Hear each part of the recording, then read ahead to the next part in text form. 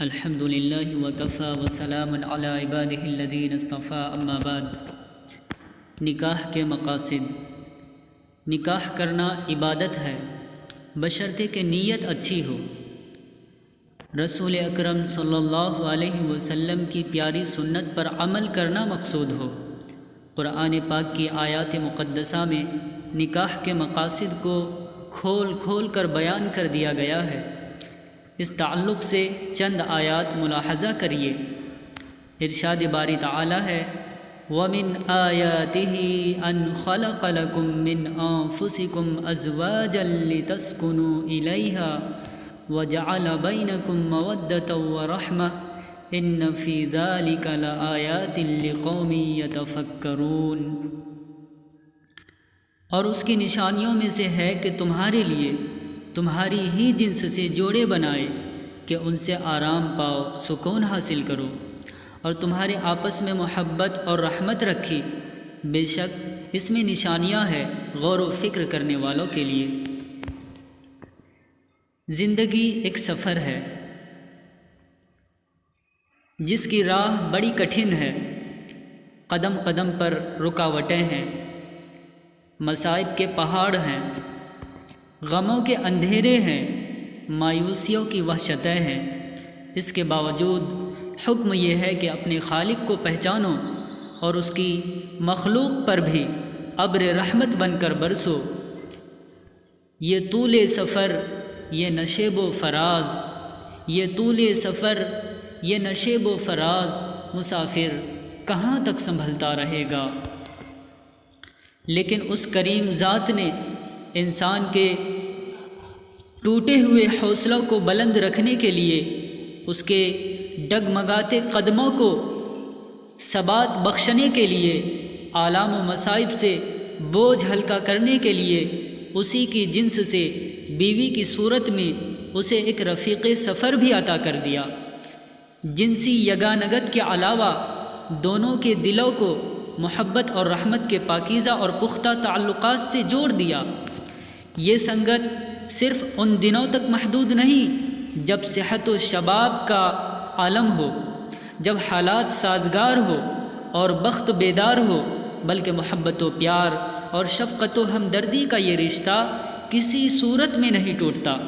غموں کے اندھیرے جیسے جیسے گہرے ہوتے جاتے ہیں، محبت کی یہ شمع زیادہ نور افشانی کرنے لگتی ہے۔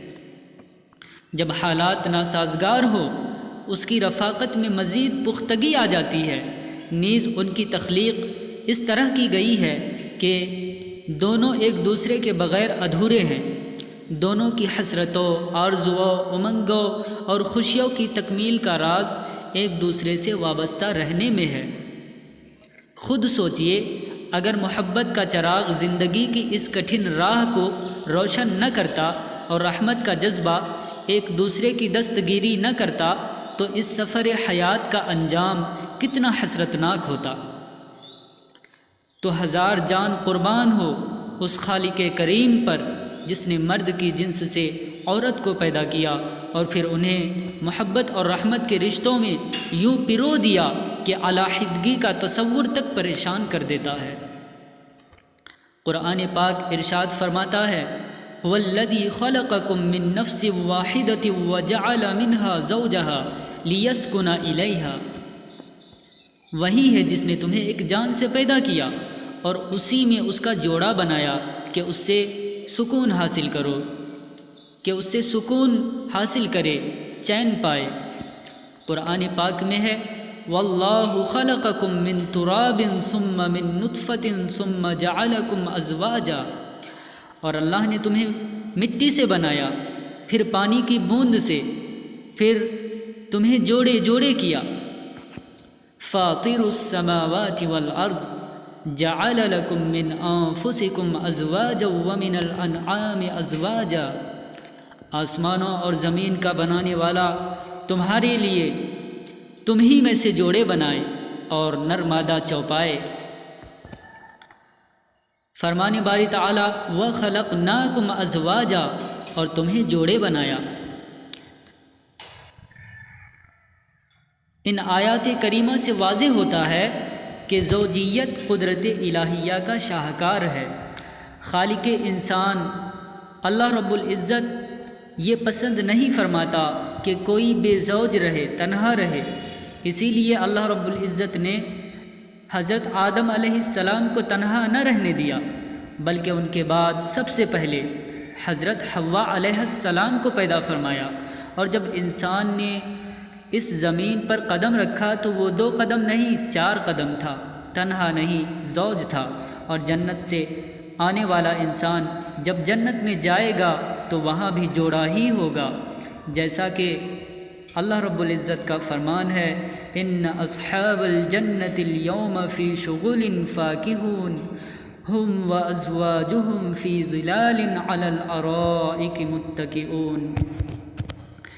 یعنی بے شک جنت والے آج دل کے بہلاؤں میں چین کرتے ہیں، وہ اور ان کی بیویاں سایوں میں ہیں، تختوں پر تکیہ لگائے ہوئے۔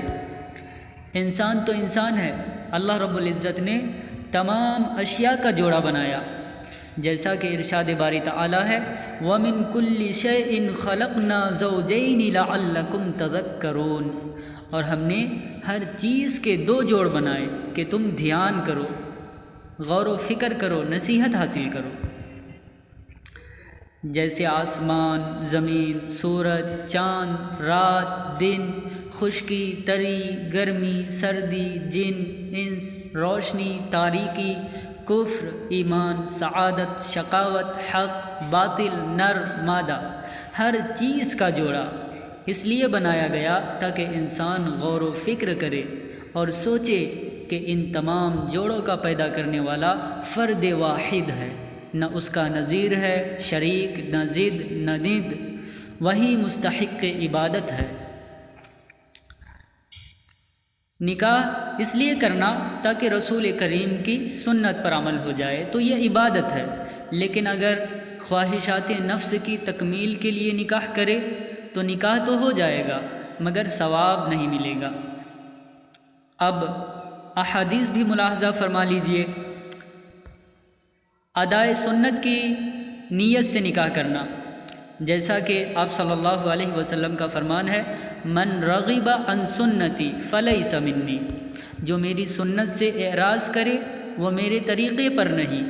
اور ایک حدیث میں ہے، من احب فطرتی فلیستن بسنتی وان من سنتی النکاح، جو مجھ سے محبت کرتا ہے اسے میری سنت پر عمل کرنا چاہیے، بے شک نکاح کرنا میری سنت ہے۔ اس حدیث پاک میں رحمت عالم صلی اللہ علیہ وسلم نے نکاح کو اپنی سنت قرار دیا ہے، اور نکاح کرنے پر ترغیب اور نہ کرنے پر تحدید بھی سنائی ہے، یعنی دھمکی۔ دوسری بات، نکاح اس نیت سے کرے کہ امت محمدیہ میں اضافہ ہو، جیسا کہ آپ صلی اللہ علیہ وسلم کا فرمان ہے، تزوجوا الودود الولود فانی مکاثر بکم الامم، محبت کرنے والی، بچے پیدا کرنے والی عورت سے نکاح کرو، کیونکہ میں تمہاری کثرت تعداد کے باعث بروز قیامت دوسری امتوں پر فخر کروں گا۔ تیسری بات، گناہوں سے بچنے کی نیت ہو، جیسا کہ آپ صلی اللہ علیہ وسلم کا ارشاد ہے، یا معشر الشباب من استطاع منکم الباءۃ فلیتزوج فإنہ اغض للبصر واحسن للفرج ومن لم یستطع فعلیہ بالصوم فإنہ لہ وجاء۔